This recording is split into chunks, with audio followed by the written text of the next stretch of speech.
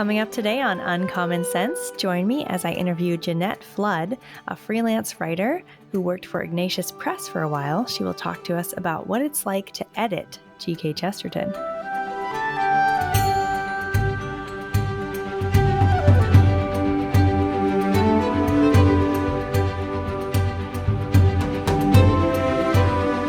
Welcome to Uncommon Sense, the official podcast of the Society of Gilbert Keith Chesterton. My name is Grettelyn Darkey. I'm your host, and I'm pleased to be joined today by Jeanette Flood. Good to see you, Jeanette. Good to see you, Grettelyn. Thanks for asking me. Happy to be here. Oh, it's great. So why don't we just start out a little bit by, if you wouldn't mind, just kind of introduce yourself to our audience, let them know who you are and what you do and your connection to G.K. Chesterton. Sure. Let's see. I am a wife and mother. My husband and I have been married for 34 years. We have 6 kids, ranging in age from 30 down to 11. It kind of spread out at the end. I went to Franciscan University, got bachelor's degrees in history and English. Then I ended up working at Ignatius Press in a capacity I didn't even know existed. And that's a story in itself. Then we moved to Maryland, and I got my master's in literature at Catholic University of America. Continued to work for Ignatius freelance for the next 25 years or so. Homeschooled my kids for 10 years, and then we moved to Ohio.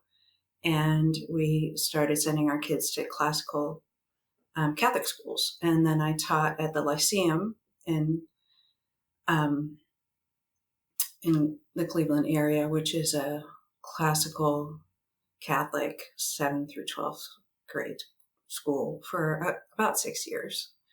And I've also dabbled in writing. I also did write a book.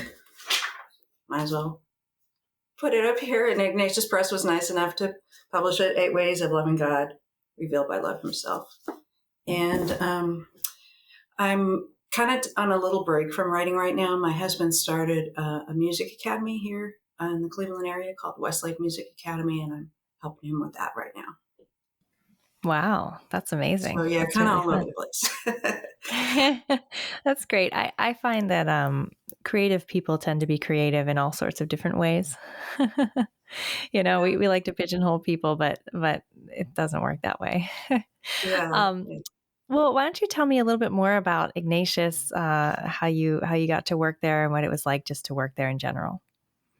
Yeah. So my husband and I met while we were in college. He lived near Franciscan, but he was going to Peabody Conservatory. He's a professional musician, got his master's in classical guitar. So we didn't go to the same school. We had a long distance relationship, and we decided we should live near each other for a while before getting married. So we settled on San Francisco. I worked in the business world for a while and hated it. And he got a job at USF, University of San Francisco, which is a Jesuit school. And he was the contemporary music director. And I joined his choir because he was my boyfriend, and that's what you do. And it was one of those God things, So while I was there, I met this guy who worked for Ignatius Press, which happened to be across the street. And I started asking him about it, and he told me about it, and he said they were looking for someone, and I was ready to leave my job. So I applied, and I got hired as the production assistant, and started proofreading, and I learned about copy editing. I didn't know what that was. Even though I had a degree in English and I wanted to become a writer, I hadn't really heard of copy editing. So I was kind of trained in-house, but then she also wanted me to take a course. So I went over to Berkeley, not UC Berkeley, but just there was a course there that I took. And then I started copy editing and proofreading for them for the next 25 plus years. Also did some straight editing as well. And then finally wrote a book for them. So, yeah. Nice. It's been a wonderful relationship over the years. Yeah. Yeah, it sounds like it. So what were some like ups and downs of that job? Um, I think the only down was it was a little bit of a culture shock. I had grown up Mm, in the charismatic renewal and mm, had gone to Franciscan, and the lovely people at Ignatius have a different spirituality. So it was just yeah. kind of a culture shock for me, but a good one, a really good one to Mm, find out that other people in the church have the Holy Spirit besides the mm, charismatics. And mhm. actually, my husband and I got involved with a prayer group there, and saw some of the problems there, and we kind of um, left Mm, the movement. I mean, not there just wasn't a good support group there. So mm, yeah, it was a good thing, and it was wonderful learning from Father Fessio, mm, kind of like what Vatican II had really taught about the mm, Mass. Um, mhm, Going to Mass with Father Fessio was such a great experience. mm, He would do certain parts in Latin, the parts that we were supposed to mm, respond, like the Sanctus and the Agnus mm. Dei, and other parts, like the readings and the homily, were, of course, in English, so we could speak, we could understand. And Right. he would explain. He would face God when he was Mm, talking to God, and he would face us when he was talking to us, and he explained that whole thing. And he called it the Vatican II Mass, and it was a mm. Novus Ordo Cool. Mass, so that was really awesome. Mm. And it was a great place to work. So there weren't a lot of downs. There was a lot of That's pros. that's wonderful. That's wonderful. That's beautiful to hear. I there was a mass out here in my area for a while that was like that. It was just like and you just kind of like, oh, this is what they were trying to do. Kind of Yeah, cuts through all the infighting, I guess, and it shows what the council is actually aiming for, and it is quite beautiful. exactly. Um, I'm just going to And leave it at it's that. kind of like getting it almost from the horse's mouth. I mean, he did Yeah. his doctoral dissertation. His advisor was Cardinal Ratzinger, Oh wow, later Pope that's Benedict. amazing. So and Pope Benedict had been at the council. He had been a consulting theologian there. Mm. So he knew from him, so it's kind of secondhand, but he knew what they had been trying to do. Yeah, that's a lot less secondhand than most people. Yes, right, right. Like an apostolic traceable source right there. That's Yes, great. exactly, exactly. Yeah, that's really neat. Well, let's maybe get into the meat and potatoes a little bit. So, Sure, how? sure. Tell me about Chesterton and Ignatius. So these are the books that I worked on back here. Looks like Mm, there's about 7 of them. I started, they're kind of in order. I started with, you probably can't see this. This is the Illustrated London News, the mm, Collected Works, Volume 33. And then I did mm, 33, 34, 35.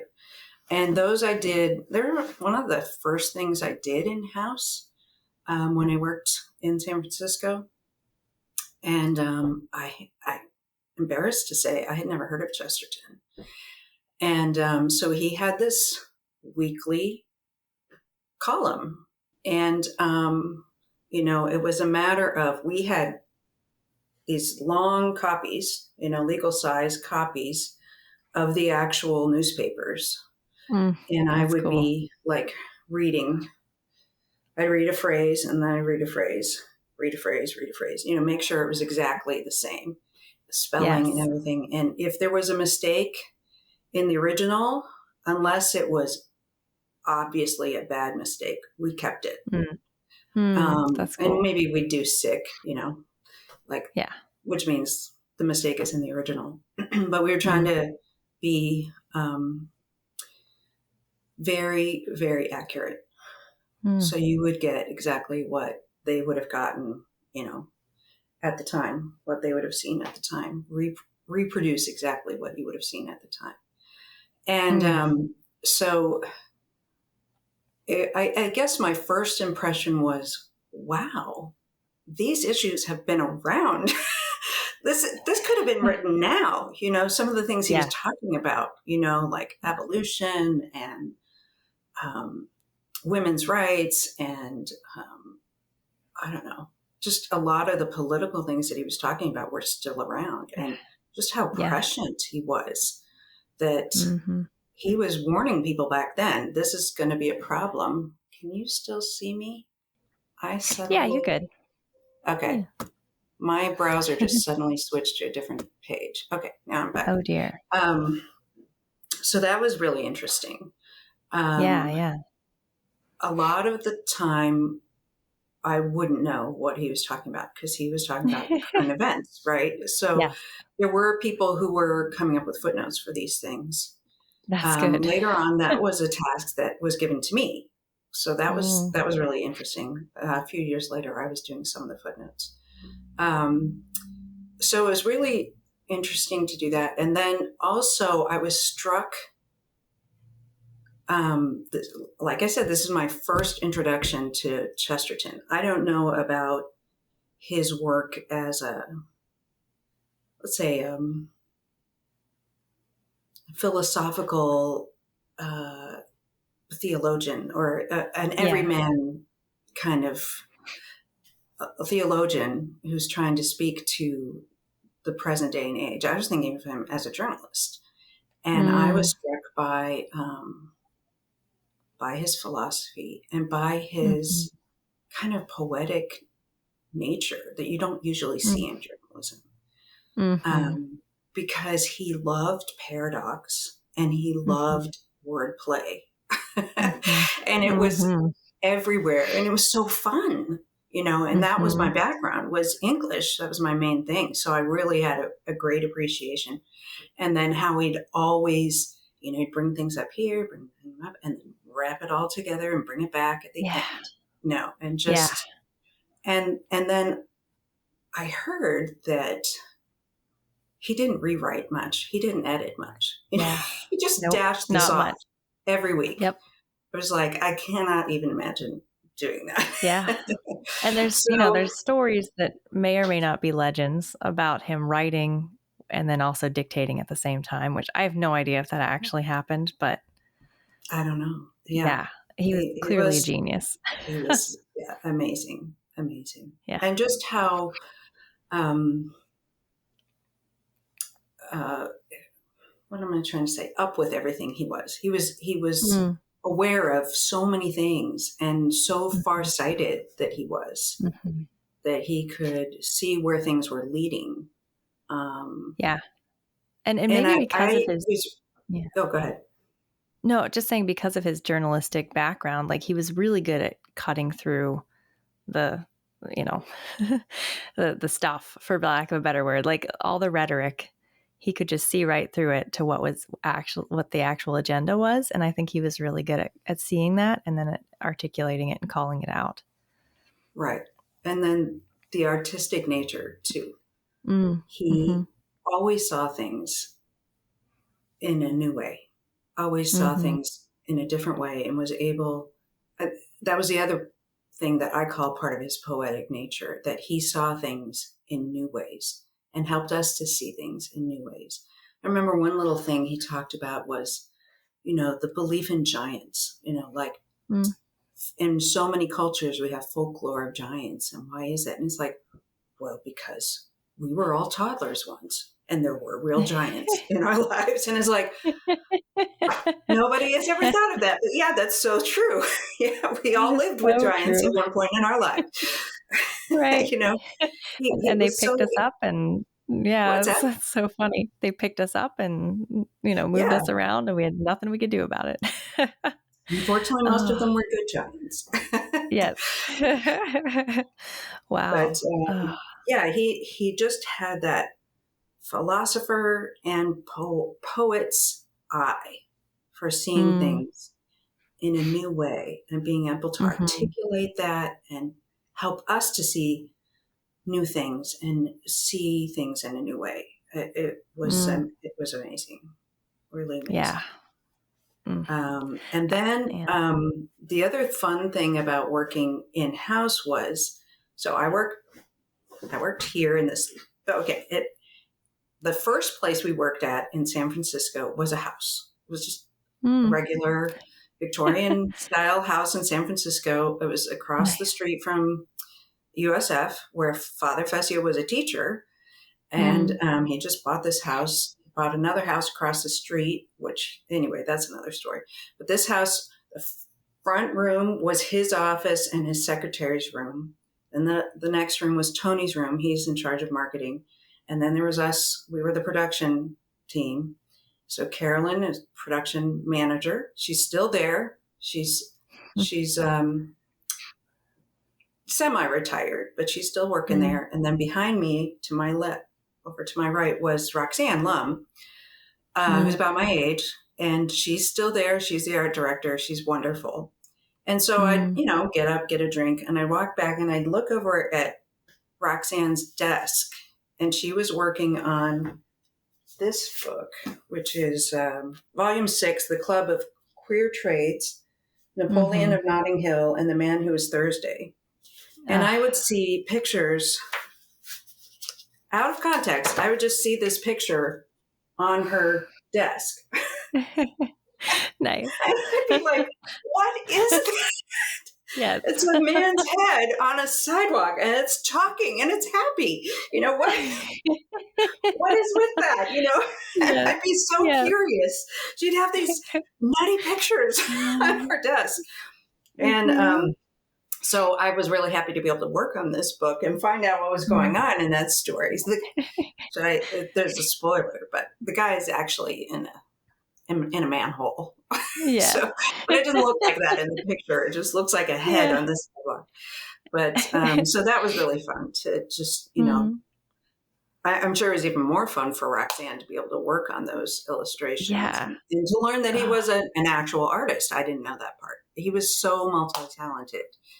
yes. It was amazing. Yeah. Oh, and it's funny because I think his art really informs his writing a lot. I was always struck by his use of color. Like he would just throw colors in. I mean, I'm sure as a writer, you can appreciate this. He would just throw in a color where you didn't expect it at all. I don't know, like purple clouds of morning or something, and you're like, whoa. It just paints this extremely vivid picture in your mind in a way that, in some ways, I think only an artist could do. But because he was able to write as well, we kind of have this treasure of artistry in the sense of visual arts in letters, which is really neat. Mm-hmm. Yeah, Mm-hmm. love that about him. Yeah. So tell me a little bit, like, you started doing this and you worked on a lot of Chesterton there. How did Chesterton impact you as a person and your life and your spirituality, if at all? Um, that's a good question. I think um, I think that what I love about Chesterton is that he is such a relatable saint. I mean, I Mm, know that there's a cause out there, and I know that there are some people out there who are like, "What? He drank, he smoked, he was, really heavy. How can he be a saint?" mm, Um, but I think that he was very likely a saint. mm, He used his life um, to glorify God and to be mhm, fighting against evil forces in his society. And he was very mhm, humble, and mm. he was humble about his girth. Somebody he was having trouble fitting somewhere, and someone said turn sideways, and he said I don't have a sideways. Uh, And he'd laugh at himself, But if you mhm, see pictures of him as a young man, I mean, of course he was thinner, but he had a belly even then. And now we know mhm. that a lot of times this is just genetic. You know, Yes. he may Yeah. not have been responsible for it, and Right. or even if he was, it may not have been all sin. A lot of people Mhm. struggle with weight, and they've dieted more than anybody else, and it Yeah. backfires, and it's a metabolic problem. So I don't think that we should judge him for that. I mean, and all the Mhm. pictures of St. Thomas Aquinas, he looks pretty big too. So Right. I think, and I myself, since menopause, I put on Mm. 50 pounds. Mm. without changing anything. And Yeah. I've kind of isolated myself since then. I'm coming out of a kind of a dark place, but Mm. I'm just like, we've got to learn not to judge people for that. And maybe it would Yes. be good for us to have, it's doing it again. Sorry, Mm. to That's have okay. a heavy modern saint, Yeah. Yeah, Um, for sure. and but anyway, he's so relatable. He's just, Hmm. I think sometimes people are turned off by saints who seem almost like from another planet, or just so holy. It's like, I could never be Mm-hmm. like that. Yeah. But he did show so many virtues. He Yes. worked so hard, and Yeah. he's spent so much of his time really trying to reach people and really trying to make an Mm-hmm. impact on his culture. And yet he was Mm-hmm. so loving. I mean, look at his Mm-hmm. friendships. He was Yeah. friends with George Bernard Shaw, right? They had Yeah. nothing in common. I mean, Yeah. of course, they had some things in common. They were both writers, they were both Englishmen, but uh, I mean, and they They should have debated been each other. They enemies. had fun Right. debating each other. Yeah. But in person, he was just a friend to him. He would Mm-hmm. put aside his differences to be a friend to him because he was concerned about his salvation, you know? Yes. Yeah. And he had several relationships like that, Mm. numerous, as far as I know. He didn't hold a grudge against individuals who Never. opposed him, you know? Mm-hmm. He was loving Yeah. and kind and concerned about the poor, and he and his wife did stuff to help people. Mm-hmm. Yeah. So I anyway, I remember. guess, Yeah. yeah, go ahead. Well, Go ahead. just reading in his biography, I think it's the Maisie Ward one. But I guess him and his wife would have children in their home a lot. Like they would help other Yes. people by taking in children, particularly if they were sick or something. They'd be like, "Oh, they can come stay with us. Don't get the rest of the family sick." That kind of thing. So they would like voluntarily take care of sick children. But one of them said that she never saw G.K. Chesterton frown except when she like made fun of another person. She Mhm. started to like talk badly about somebody, and she said that's the only time he ever looked at her like with disapproval. He would never say anything about anybody that was putting them down. Like he would call out sin in truth, but it was always with charity, and he would never just gossip about somebody for the sake of doing it. And I thought that was Right. so amazing, and and something that is so hard to do. That's a virtue that's like really hard for me. Maybe it's just me, but like it's just so beautiful that he was able to love people so much that he never wanted to speak badly about anybody. Yeah. Yes. Yes. And his sense of humor, his sense of Mm-hmm. fun.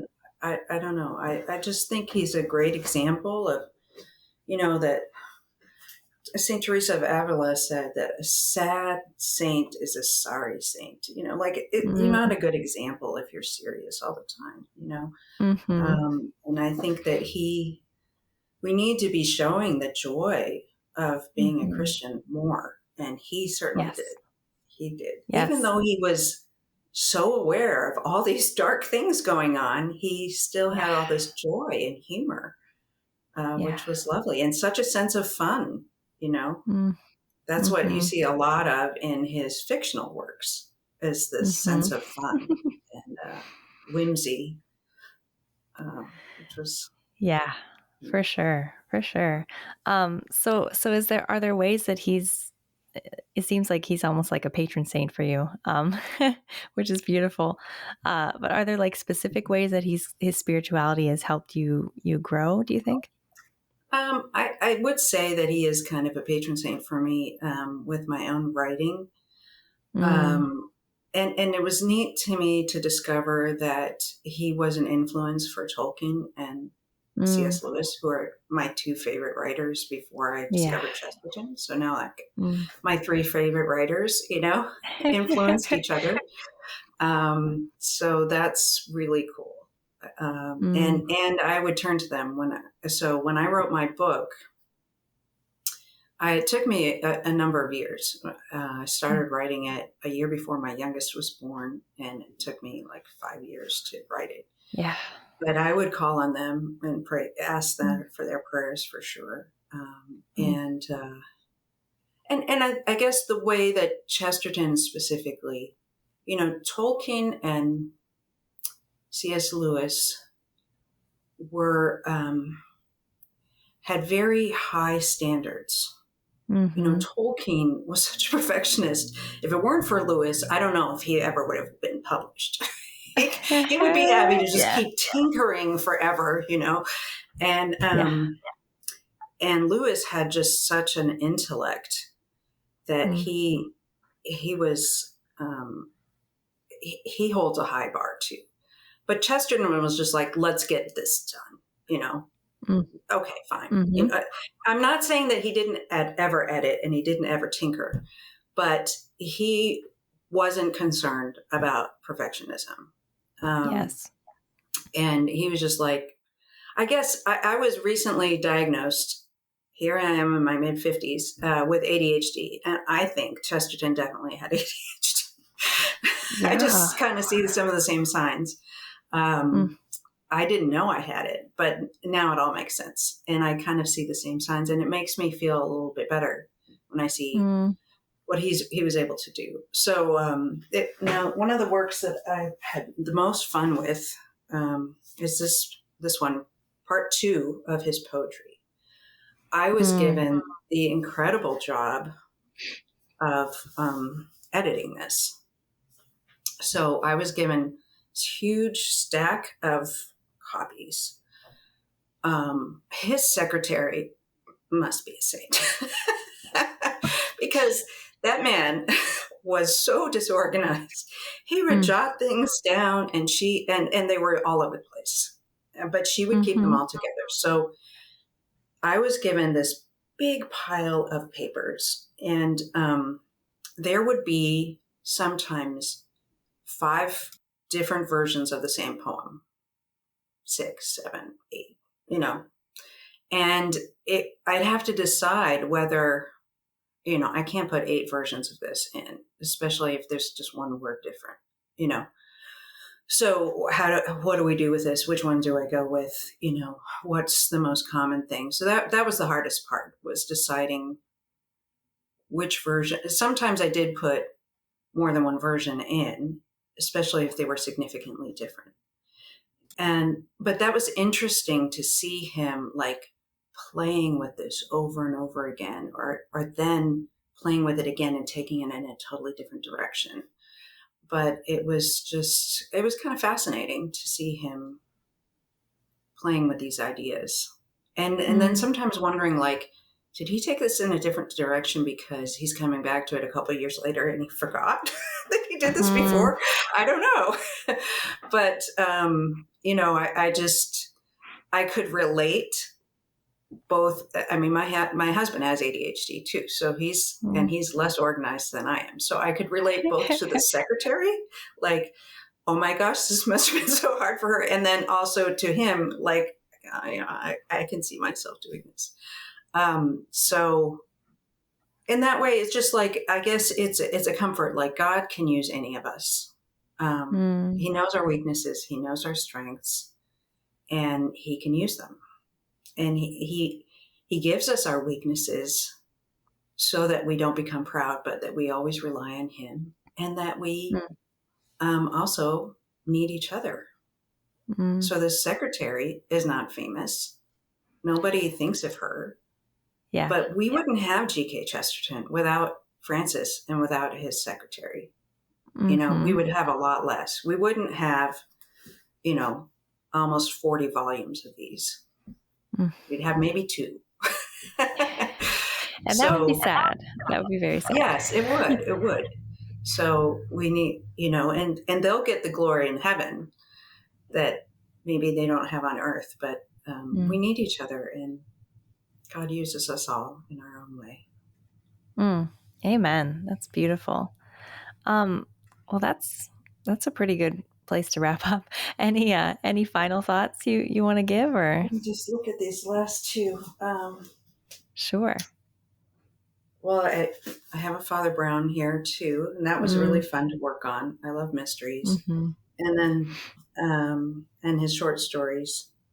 I can't remember which one I helped write footnotes for, but that was kind of interesting too. I had also majored in history, so I learned a lot from that. And then also the perspective that, like, when we write something now, it's like, oh, everybody knows who so-and-so is. But Right. 80 years from now, maybe they won't, and Right. this is going to be just a nobody, Yep. It just gives you some perspective. Yeah, there's definitely, I was just reading an essay of his the other day, and he's dropping all these names, and I had to go to the internet and look up half of them, and, they were people who were common household names, and he was writing to his time, even though his thoughts are often timeless. So yeah, you're right. It's interesting and kind of telling to see who sticks around and who is forgotten, who's forgotten by history. I guess I'd like to end with thanking Ignatius Press for taking on this gargantuan task of the collected works. They haven't been able to do every single thing, but they have done a lot. And I'm so glad that they introduced me to Chesterton and that they've helped more and more people to discover him. And I'm thankful to the society too, and what you're doing. I think that the world is a better place if more and more people know about Chesterton and what he wrote.